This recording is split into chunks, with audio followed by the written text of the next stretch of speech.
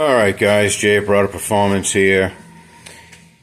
You know, I don't know if you guys do this, but I make promises to myself. Say, I'm never going to do that again. And I don't keep them.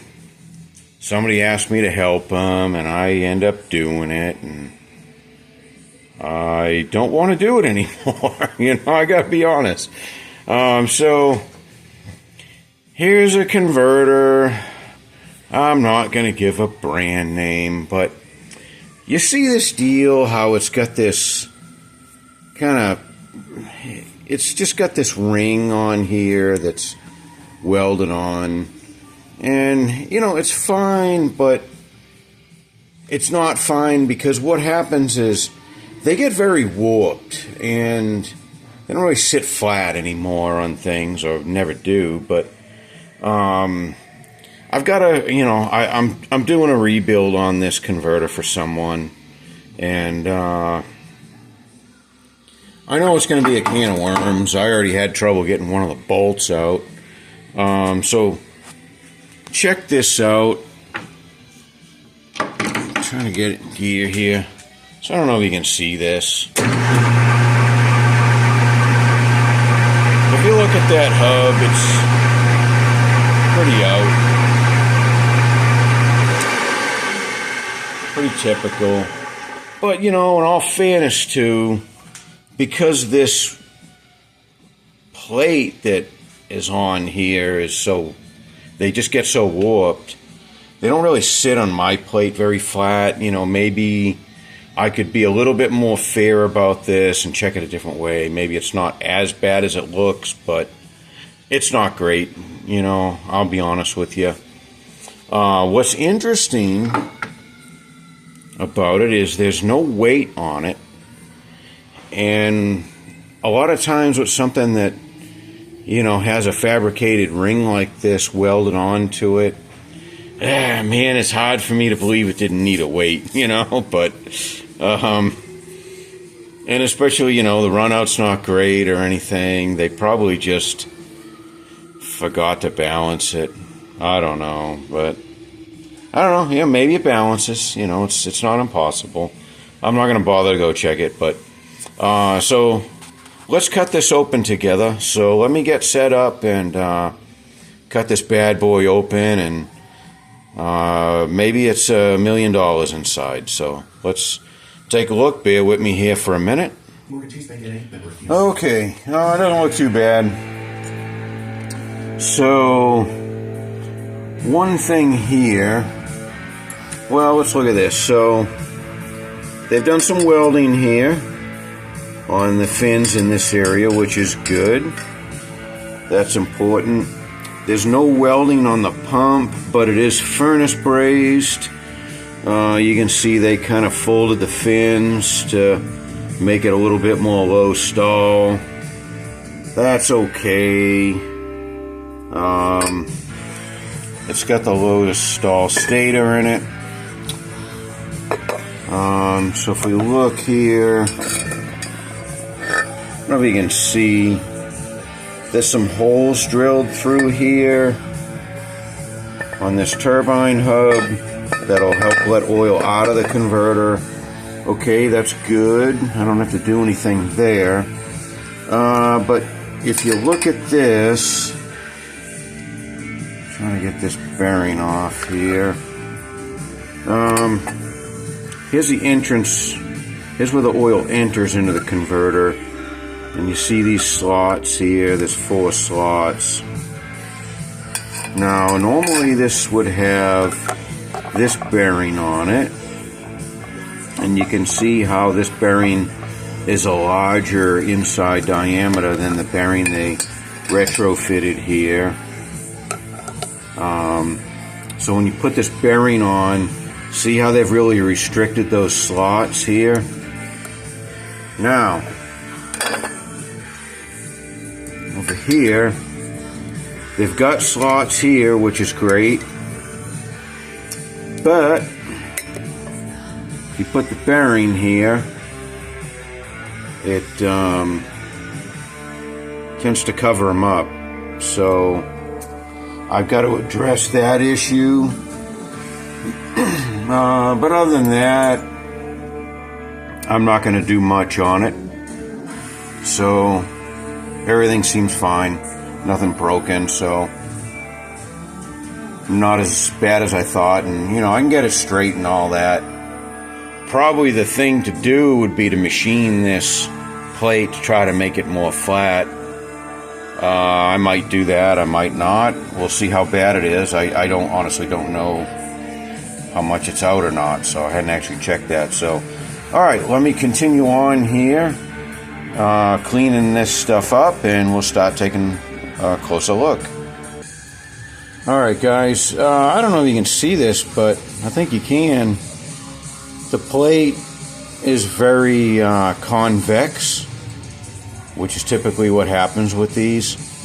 So when you go to bolt this up to the flex plate, it kind of tweaks the flex plate. So I've got this set up here. Got an old face plate here and my tailstock and everything. I'm probably not gonna go crazy and machine it perfect because it's gonna take a lot of metal off, but I'm gonna get it a lot closer to perfect, and that way it's not gonna tweak the flex plate so much when he bolts it up. I think that's important.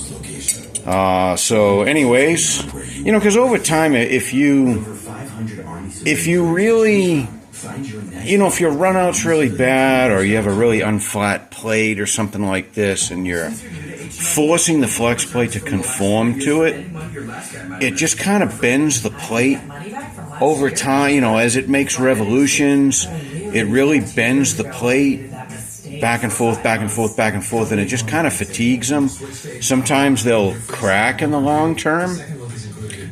So, okay, I'm gonna do that, and I will be back. Okay, took about 20 thousandths off, and we just got a little bit right here that didn't clean, but that's okay. That's not gonna hurt anything. Everything else is clean and straight now. You know, another thing you do, a smart man, which is not me, but you could have tack welded 4 washers on here, and that way you're only making contact point where the washer is, and then when you go and bolt this up and weld it, they should stay straight. You know, of course it depends on your welding fixture. You know, the way I do these here is I have these rigid plates and I put all 4 bolts in, or if it's a GM, 3 bolts, but not everybody does that when they weld these together. So these surfaces, a lot of times, they may be, you know, they get tweaked from the welding and things once they're done. They don't really realize that, but that's why I like to, you know, bolt to a plate. But anyways, you know, I have the tooling to do this, and it's not a big deal. And this turned out good, so I'm happy with this. But like I said, 20 thousandths, that's not too terrible. So cleaned up pretty nice, honestly. So all right, I'm going to continue on here. Let's get the rest together and see what other problems we're going to run into. So let me break this setup down. Okay, so to address the oiling issue, nothing fancy. I just took a grinder and just cut some material away there just so the oil can get around that bearing. Nothing impressive, but it'll work. So, alright, next thing I gotta do, this here, I like to put holes in here so oil can get in and lubricate the one-way clutch better. So I'm gonna I haven't taken this apart yet anyway, so I'm gonna take that apart, clean it, and put the holes. I'll be back again. Okay, so there's our one-way clutch reassembled, and you see those little holes that I drilled there. That just helps let some oil into the one-way clutch. You know, I mean, oil probably gets in there anyways. It's maybe a bit overkill, but something I like to do. All right, let me get this together, and we'll continue on. All right, height looks good. We're within 10 thou of spec, so that's fantastic. And thank God, you know, and that's even with the 20 thou we removed from here, because we lost some height doing that. But then again, you know, kind of not, because more of the material was taken from the inside, because you remember this was convex, so didn't lose too much height really. But anyways, thank God, because that's about it for this. If you look, there's not, you can see I don't have much overlap to put this back together. This is it, you know. After this cut and clean, you're gonna have to put an extender ring on here and all that. That's kind of a pain. At least I hate doing it, but you know, it's one of the things I don't like about a lot of these kind of jobs, because you know, you get them and you're like, oh no, I gotta extend the ring, and you know, just all this extra time on it. There's just no money in doing this. You know, shops that are set up as a production and have staff and, you know, just have a production line going, they don't mind this, I'm sure. They're happy to get these kind of jobs. For me, doing everything by hand, the way I do it, it's just very time consuming, and I can't really be competitive price-wise or time-wise next to some of these production shops. So that's why I don't really get into doing too many cut and cleans anymore. If it's ours, I do them, but you know, like something like this that's not ours, I just never know what I'm stepping into here, you know. So, all right, I will. I got a little bit more time. I don't know how to put video together, so I'm probably gonna bail on this video soon. Someday I'll learn how to splice video together. That way I can stretch things out over 2-3 days or whatever in one video. But anyways, I'm still trying to learn about torque converters. So let me get this set up to weld it back together. You know, one thing I'm noticing here is on these bearings, I mean, they're really loose. They're gonna, you know, flop around. I don't really care for this, but probably work. Probably be alright. It's been alright so far, so anyways, just thought I'd mention that. Alright, here we go. Still getting set up here. Alright, so I'm ready to weld it back up. You know, a lot of times what you do before you cut these apart, you can see these little punch marks here. This is how the converter lined up originally, and a couple of reasons to do that. One, if you don't have a converter balancer, this will, you know, hopefully keep everything in line, and it'll be still balanced and everything when you put it back together. Assuming, you know, it was straight to begin with, and then it becomes straight again after you re-weld it. That could be another issue, but I've got a balancer, so I don't really need to do that. But it's just a habit. You hope that you don't have to put a weight on it. You know, you're trying to save a step. Doesn't often work. I usually end up putting a weight on it still, but this one didn't have a weight, and because it's kind of got this fabricated cover, I kind of challenged it. It probably didn't need one originally, but I don't know. We'll see. I'll weld it together. Okay, I don't think I wanted to mention this. Now, you know that I machined this cover here to make it flat. You know, when you weld this together, it is going to crown again. You know, it'll be better than it was, you know, for sure. But it will crown again. You know, don't be disillusioned. But and not everybody does it this way, but I've got this bolted. All 4 pads are bolted to a rigid plate here to make this nice and straight, and hopefully keep it straight as you weld it. It works pretty good, but again, you know, welds pull, they do what they want to do. The MIG welder does pretty good at, you know, not overly warping things.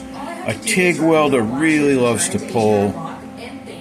MIG not so bad, but, and I don't know if you can see, but I'm tacked in 8 places. I'm ready to do the final weld. You tack it in 8 places like this so that you get it straight, and hopefully that it stays there. And it's, you know, I don't have an indicator on it, but it's looking really good. I feel confident. I'm ready to weld this up, and it'll pretty much stay there. I weld, because I do these by hand. I don't, you know, a lot of your automated machines, they start in one place and they just work around and, you know, finish here. But some really fancy ones, which if I had the money I would get, it's got 2 welders, so it starts one here and then another one 180 degrees on the other side, so that your stresses and your temperature stay evenly distributed, and it's a lot less likely to warp and all that sort of thing. But the advantage of doing this by hand is I can weld and then move over 180, weld here. I can stitch back and forth and achieve that goal. But it's just time consuming to do them like this. You can do it like this, it's just time consuming. That's why I don't really like to do a lot of cut and cleans and things. I can't be competitive price-wise and time-wise because I'm doing them by hand. I'd rather just stay building the custom stuff from scratch, you know. And it comes out good, but it's just time consuming. So okay, I'm gonna weld this up. I really want to leave for lunch. I gotta be honest with you. I might end up leaving you high and dry on this, but I don't think we're gonna get on the balancer today. And if I knew how to piece video together, I would do that. But hang on, let me go a little further here before I want to leave. All right, here we are. We're all welded up. And everything's still looking good and straight, which I didn't really expect it would change. Typically, once you tack them up, they stay pretty close, you know. Kind of got the system down. I've done a couple, 2, 3 of these, that's for sure. So, anyways, I am not going to finish this today. I'm going to go to lunch. This is super hot. I got to let it cool down, leak test it, and then get it on the balancer, and then paint it. So that's all that's left. This one wasn't too bad. I've seen a lot worse, believe it or not. You know, when you do a job like this, you just hope that it doesn't become, hey, I got a broader performance torque converter. No, you don't. I may have rebuilt it, but please, it is not mine. I'm not making any claims on this. But, you know, I think it'll be okay. I mean, you know, it's going to serve its purpose for what the guy's trying to do, and, you know, whatever. It's going to be fine. I'm not proud of it, but, you know, I did my job, you know. That's all I can say. I think I did a little bit more on this than most shops would have done. But that's why you come here, and that's why you wait, because I'm going to try to do those little extra steps that other people aren't going to bother with, and that's why you put up with me taking forever. That's the reason. If I wasn't me, I would get things done faster, and I would skip all these little steps and things, but I'm just not going to do that. There's no point for me to exist to just, half-ass everything like some people do. Again, a lot of good converter shops out there, and I'm sure a lot of them would have done a stellar job on it, but in any case, all right. This is close. I hate to leave you high and dry, but this thing needs to cool off. I don't know how to splice video together, and I can't leave this on pause that long, so this will have to cool down. I'll go to lunch. It'll be ready to leak test and balance when I get back, and we'll get this painted and out of our life. So I just wanted to show you what's involved in doing a rebuild on a converter. A lot of guys have kind of asked about that. I'll do a video at some point of building an entire converter. I'll probably have to wait on that one until I know how to, piece video together on that one, because that's a long process. This is, a lot quicker than that. Takes a little longer than I would want it to, but you want the thing to leave right. You don't really want the customer having problems with it.